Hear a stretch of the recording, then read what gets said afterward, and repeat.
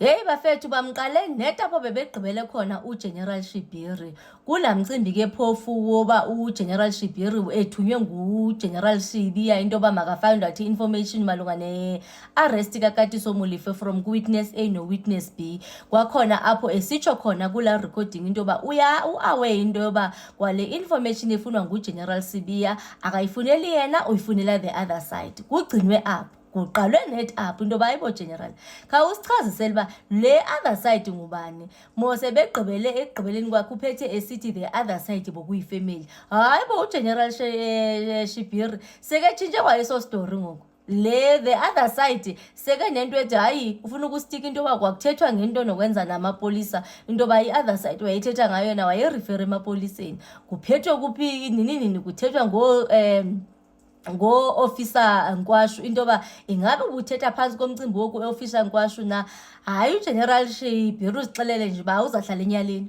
Hayi ke kuthe kuseselapho bafethu kwangelwa kula mcimbi wala magama kawosabayo. Hayibo uvakale umntana omntu esitsho esithi kwekho umthandazo wakhe ubumncinci beke nawo into yoba la magama angabizwa. Kucacile umthandazo wakhe awuvakalanga ncam ngoba nanku la magama ebiziwe. Kukuthi oCommissioner Khumalo bavele bawadubuleka bawabiza la magama. Amagama angabizwa bengafuni into babizwe. Phofu echilo shebe into yoba ibeka impilo yakhe engcuphekweni lento just ithindi nixelele ke uye waba nayo into ethi vele yena bayechila into yoba impilo yakhe ibekwe engcuphekweni ngaphezulu ke wafuna nokwenza uba makwenziwe ama-risk assessment ngempilo yakhe awazange bamthathele enhloko phaa kwa-SAPS. Yakhona into evelayo ngokungathi ke ngoku hayi apha since seke testify okanye seke yi-witness kaMahlanga Commission noko i-commission izezamthathele engqondweni kwangathi protection inyana uzayifumana because yena xa nimamele nje unabo ubu-witness obuthile and uba ngaba naye bekefuna ebengathena ini nje as abe yisi-state witness because information yena unayo qha uyosaba ukubiza la magama. Hayi ku-evidence leader kamyekanga efuna uku-understand into yoba imani general since uCommissioner Madlanga waba nale concern akayiraise into yoba imani yini lento yenziwa nisabe kangaka ukubiza abantu abangathi ba-associatewa nemigilamkhuba phansi koba ke phofu nina niheda i-unit okumele into yoba sibe sithembele kuni but ingathi kwanina nje nigcwele ubugwala nosaba nokubiza amagama. Ungelapho ke ngoku-evidence leader hayibo uGeneral Shibiri ndiyambona yazi nyhani nayo la magama engafuni babizwe. Hayi ke phi uyawabiza nayo evidence leader eqala ngelikabani ke phofu ngelikaze and xa kathi ze uyambona urhalelwe nje ukuthi kweko xa kasuka phaa ngena kweli kuba awutheni la magama usosaba ngangento yoba mawabizwe. Xa kesuka kulo wangena ke ngokweli kaJulius Malema into yoba okay uJulius Malema yena i-public figure i-politician eyi-public figure kutheni naye lakhe igama uza kusaba kangangento yoba malibizwe. Hayibo uyatsho uGeneral Shibiri into yoba hayibo i-politicians zinama-followers and yena njengoba ene-30 something years nje kwa-SAPS sezinintsi ingozi izinto akake wazi-witnessa wazibona bekengafuni nyhani uba la magama abizwe. Phi uCommissioner Khumalo engazuliyeka athi hayi mani yazi nonto kuno-General Sinona naye ke wawosaba ukwabiza amagama kaloku elele ngapha egameni yoba belosaywa nokulosaywa nguStephen Mutsumi phofu no-evidence leader walibiza eligama and xa kalibiza isingathi nje kushota kancinci uba uGeneral Shibiri ajampise athi ksh ndithele ngalibiza eligama okanye la magama. Hayi bamfakele nje koneni. So all in all ke uGeneral Shibiri ngendlela abehlukene ngayo namhlanje it's more of abagqibanga ncam ngaye because and then after ke kwangena elinye igqwetha ethe xa besithi Matlala hayibo ndayeka yonke into endiyenza ndafowukhasa kanti hayi kuthethwa ngoMr Matlala oligqwetha ke phofu orepresenta witnessana thile engazubizwa ngegama okuzaba ngu-witness G. So naye ko lo witness leyo ibonakala ngathi nobu-crucial witness inyana thizeni because i-testimony yakhe bafuna into yoba ipublishwe ne but okay atestify on camera ipublish into yakhona, but because ivoice yakhe iunique okanye ivoice yakhe izajampisa bazayazi abanye into bangibani, barhala into ba ingathi ivoice yakhe inga-altara nje kancinci nje, ingenzeka nje indlela uze watsho ke certain options okanye methods ezingaseyenziswa for uba ivoice yakhe ingavakali, waze watsho uba ngaba abakhoni kufumana certain technology apho ivoice yakhe mosnike nive umuntu athethe but ngaphayana kube ivoice ivele ingathi yomnye umuntu, uba ngaba loo method abanayongo. Enye option akaye wayibeka on the table into yoba kungavela ubone interpreter athethe istory lo witness G wethu athethe, xa kegqiba kuthetha kube khona omnye umuntu ozababutolika nyana, just so into yoba kungaviwa the exact voice. But ke ngoku u-evidence leader uCharles Carlson wayiphutha already on record into yoba sizaba nengxaki nje encinci kuloo nto, because eminye yemibuzo enzamdubula yona mna ingamenza nje into yoba avele into yoba ngubani. So ikhona lo crucial witness ngabe ke phofu abafuni ukuyibiza. So that's just about it nje ku-General Shiye Berry. That's what they actually focused on kulo mcimbi nokwenza naba bantu akasaba ukubabiza unto. Kwakhona nalapho ethe yena azange athi uze nguZenxumalo, wangumuntu ongamazi uZenxumalo, bamfaka ekoneni bayakwazi ukuthi awumazi because kwalapha ku-recording uvakala wena self usisho into yoba umde uhlala esentini, ngoba nje uyambona ufuna nje ukusidistance kuyo yonke le nto, uyayosaba kodwa abantu umntana omntu uyazi da qha invisis inhliziyo ebuhlungu enyanzistressa mna into yoba umuntu ohead organized crime yonke azoba hayi bafetshane sikuthe kusesenje. So basically nje kwafocus apha ngamazi nini bamfaka kona uba ukwazi ukutsho because wena uyavakala already umdescriber lo muntu, so wakwazi uba uthi awumazi nini hayi yena kathanga bafoma into okanye le group of 5 ufuna nje ukuyibaleka into yakhona, but nje ucomfortable nokubiza kumswazi because umswazi shem sekazilalela sekaziphumulela, but nje ezinkunzi malanga engathi zona zisaphila hayi ufuna ukudlalela kuzo. And ndenza curious nalento into yoba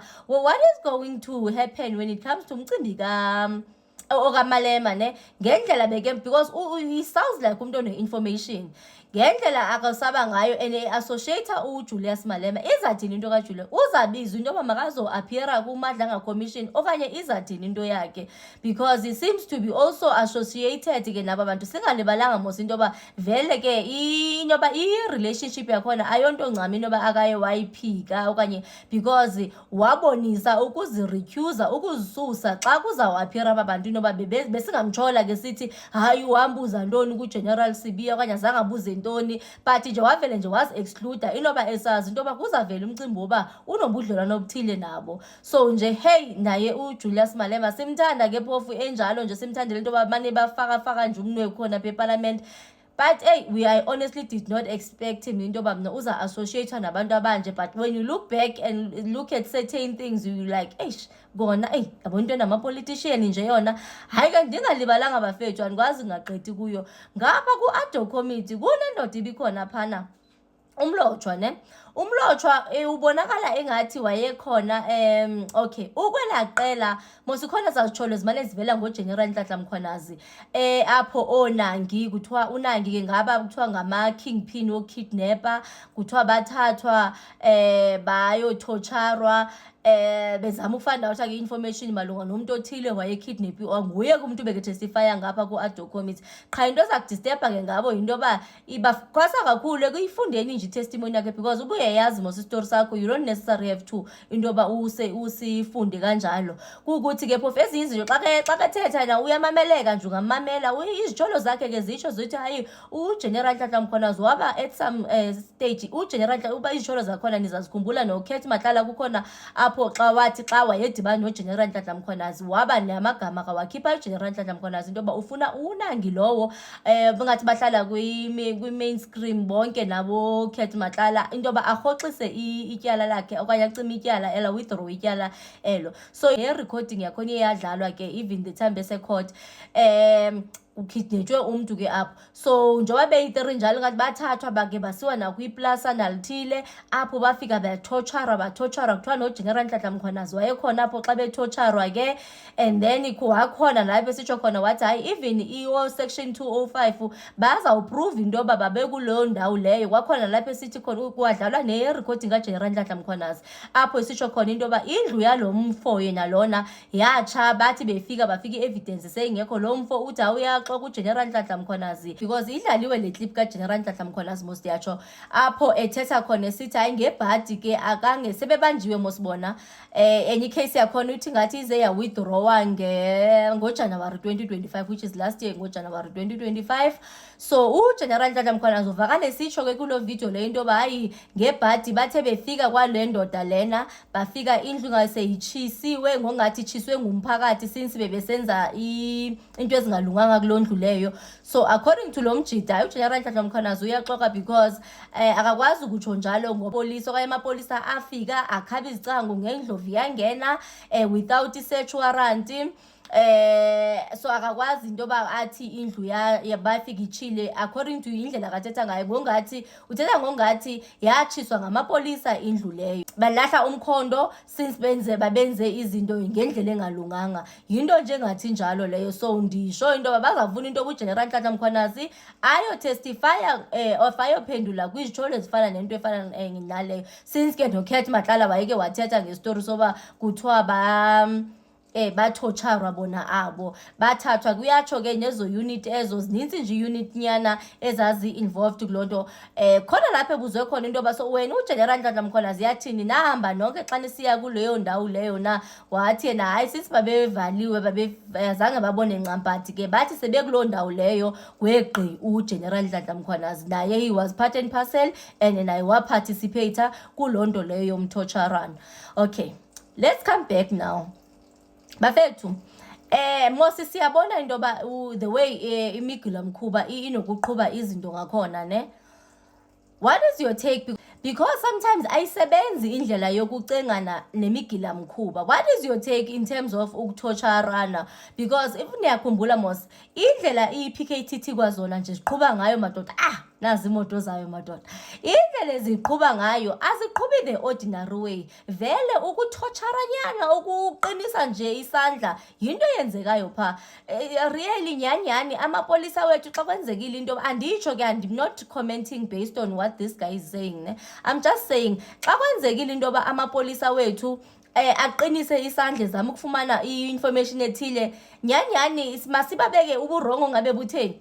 You look at kule case lena ekanyana kaMugabe into yoba kuduyulwe in 2 minutes time sokuthathwe nje isibhamu nje sanyamalaliswa nje so don't you think that apply kuba ndo umthetho wethu ungavumi, but ayoze izinye zenzo kumele into yoba they need to go back to the drawing board because akwenzeki into yoba kungaduyula umuntu kuthiwe isibhamu asikho. It means umthetho nje lo wethu ulula because ube ngaba bongafika nje amadoda beyongaqinisa isandla esasibhamu besizavela. What is your take about it? I mean coming back to le ndaba yokuthi ke amapolisa wethu anobugwala obuthile esabana nemigulukudu. Imigulukudu ke phofu abaphinde bangabezi bachomane nayo babhatize nayo barabha ama-shoulder nayo. Bafethu mna ndi-understand le nto yoba abantu ababulalayo bosaba ukubulawa ngendlela endibona ngayo. Have you noticed into yoba uKatiso both times ke recently nexa esiye court ufake bulletproof and ngumuntu onezitsholo ezinokwenza nokubulala? Yinto lento yenza umuntu okwazi okanye othanda ukubulala, allegedly ukubulala, yena osabi ukuthunya uphuthu. Kulula into yoba mabathumane nabantu uphuthu kodwa yena osaba ukuthunya uphuthu. Ngapho General Shot like right now nje ndithanda the way kungakhona wonke umuntu abasathembani futhi bonke xa ungaqaphela, and wonke umuntu unobugwala obuthile, omnye wosaba omnye wosaba omnye. Unyinini noGeneral Shot sibuye bathi hayi xa besiza bezobotshwa kungaziwa ngo-3 bafike bathi hayi uye waba nobundlobongela then wakhipha isibhamu kwaye wadubula kuqala into ezingathi uyabona nje omnye nomnye nje unobugwala bokusabi ukuba uzawuthunya uphuthu uzawubulawa. Ithini kanti le nto? ngapha kaloku noGeneral Sinona ngulo naye waze waba udla phansi ofisini ngoba uthi usabela impilo yakhe. Ngapha noKate Matlala bosaba ukubiza even amagama e-owners o-Metropolitan, kanti yena amaqhuzu lele ngibani kutheni ngoba engathi wonke omnye umuntu right now uyosaba. Ndingalibalanga ngapha kwayena umlotshwa lo beke kwi-ad hoc committee khona apho sithi khona njengoba bethotsharwa ke uthi bakhululiswa kwathi mabahambe esheleni, njengoba behamba esheleni nini andazi noba uthe kwakumele axhume phambi kwentontoni yalomnye ndithetha ke unto andiseke hamba esheleni. Andiyivanga nje le nto yakhona vele ngabona uba nje hey abafethu andiyazi na yonke le nto le.